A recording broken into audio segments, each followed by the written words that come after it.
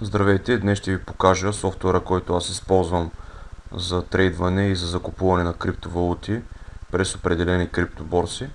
Както и в преден мой клип показах как могат да се добавят борсите към този софтуер, за да могат да се управляват чрез използването на API Case. Софтуера се казва Coinigy, може да се регистрирате, има 30-дневна безплатна версия, след което съответно може да закупите за определен период от време, като има намаление за по-дълъг период на закупуването на софтуера. Софтуера е много удобен, използвам го по няколко причини, едната от които е, че от всички борси мога да го наблюдавам на едно и също място, без да е необходимо да влизам в съответните борси. Получавам общ поглед върху балансите, които притежавам в различните криптоборси и съответно мога да бъда алармиран за всяка една промяна на криптовалутата. Така изглежда първоначалния изглед на програмата. Горе в ляво има различни опции, които са арбитражна матрица, разлика между параметрите на съответните криптовалути в различните криптоборси. Може да се направите Google Sheets за вашите монети.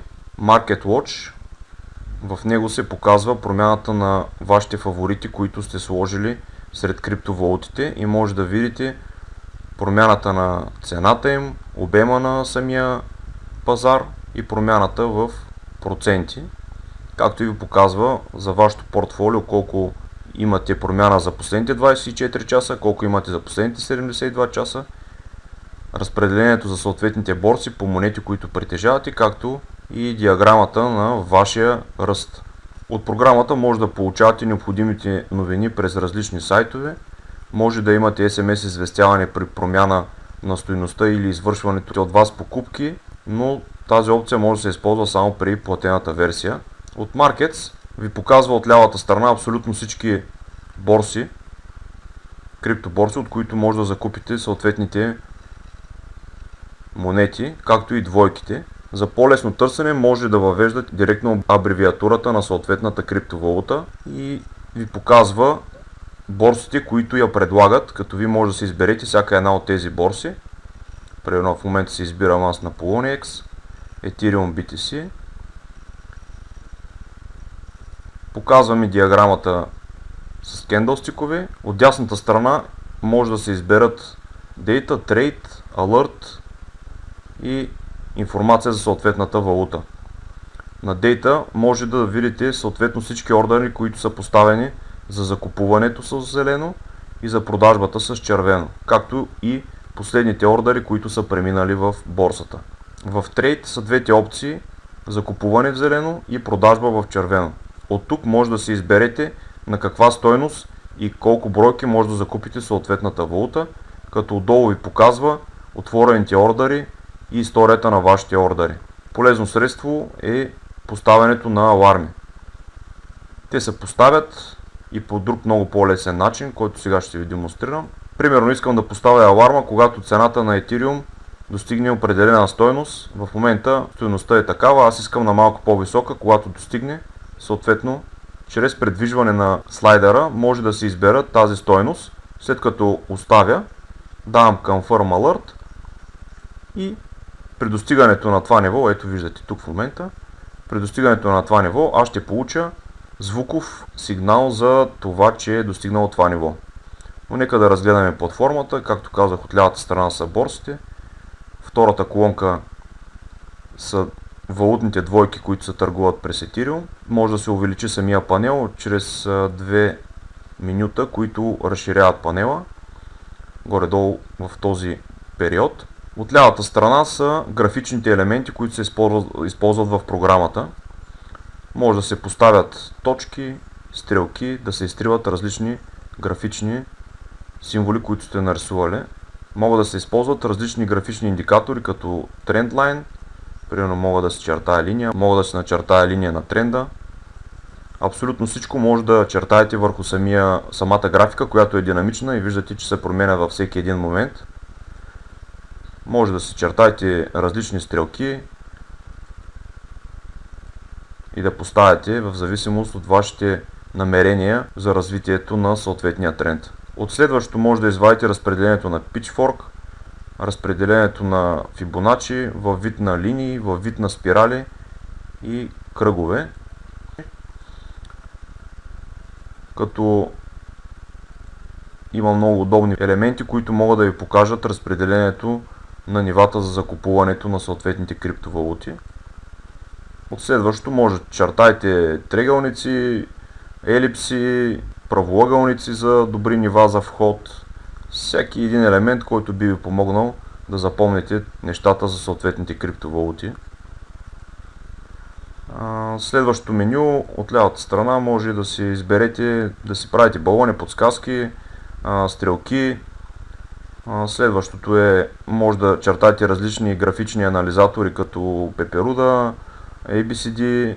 От следващото меню може да си изберете дълга позиция, като може да поставите нивото, от което сте влезли, като вашия таргет в проценти и съответно вашия стоп в проценти. Това е много добро за улеснение на Risk-Reward Ratio, което може да си го повишавате и директно ви показва в дясно стойността, на което трябва да сложите вашите стойности при покупката или продажбата на съответната криптовалута, както и вашия стоп много лесно може да се нагласи, като процентно може да видите какъв е риска на вашето ratio.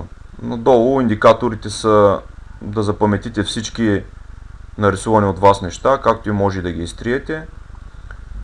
Отгоре, от дясно наляво са разпределението на кендълстиковите по минути, 1 минута, 5 минути и промяната на графиката за това време, като може да си избирате и съответно и други времена, които да сложите в фаворити.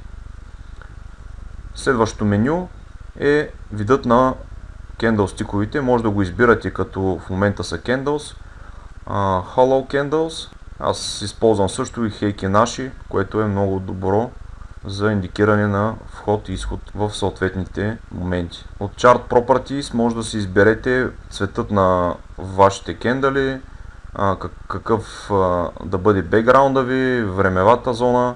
Абсолютно всичко може да си промените като изглед на самата програма, в зависимост от вашите разбирания, естествено. Индикатори, много удобни, директно с записването им може да се добавят в самата програма. Аз използвам доста от индикаторите и автоматично си ги добавям към самия дисплей чрез въвеждането им. Ето в момента добавих два, може да си ги промените по цвят, по големина, абсолютно по всякакъв начин. Има и времеви индикатори, Moving Average, Exponential Moving Average. Това са едни от най-използваните, като в момента се визуализираха. Може да променяте от техните сетинги, какъв цвят да бъдат, с какъв таймфрейм да бъдат и съответно може да ги скривате и да ги показвате. Compare or Red Symbol. Тук може върху сегашната графика да насложим графиката на биткоина, примерно към USD.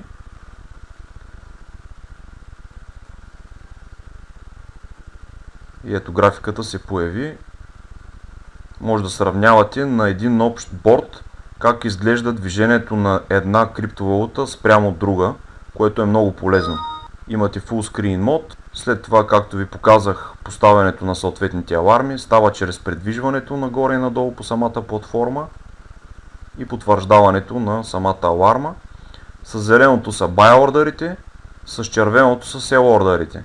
Когато примерно искам да закупя дадена бройка Ethereum, мога да предвиждам слайдера да си избера подходящата цена за мен и когато достигна до нея, давам Confirm Buy и този ордер отива директно в моите чакащи ордери. Аналогичен е случай при използването на Sell Limit. Искам да продам примерно на по-висока цена, слагам си тази цена, давам Confirm цел и ордера отива директно в моите чакащи ордери. Горе от менюто може да видите вашите аларми, които сте настроили, кои са чакащи аларми, кои са историята на алармите, които са преминали и ето алармите, които аз съм поставил, вече са в чакащ режим. От Accounts може да присъедините вашите API кейове за съответните криптоборси, както показах в мой предходен видеоклип. Чрез натискане на баланса може да видите моментния ви баланс, както и монетите, които притежавате, тяхното количество, временната им стойност и стойността примерно в долари или както вие си прецените. Може да го видите в табличен вид, може да го видите и в графичен. Интересна опция е графичното разпределение на процентното притежание на вашите монети. Може да видите вашата ежедневна промяна на баланса, който притежавате в биткоини за определено време и как той се движи, дали имате повишаване на вашите доходи или имате понижаване. Може да експортирате всичките тези данни в Excel файл, с който по-лесно и нагледно може да анализирате вашата работа. В полето ордери може да видите ордерите, които сте направили и ордерите, които са отворени и чакат да бъдат обработени. Под видеото ще оставя реферален линк за регистрация на софтуера, който използвам Coinigy, както и контакти за връзка с мен. Пожелавам на всички лесно и ползотворно използване на програмата. Купувайте ниско и продавайте високо. Успех!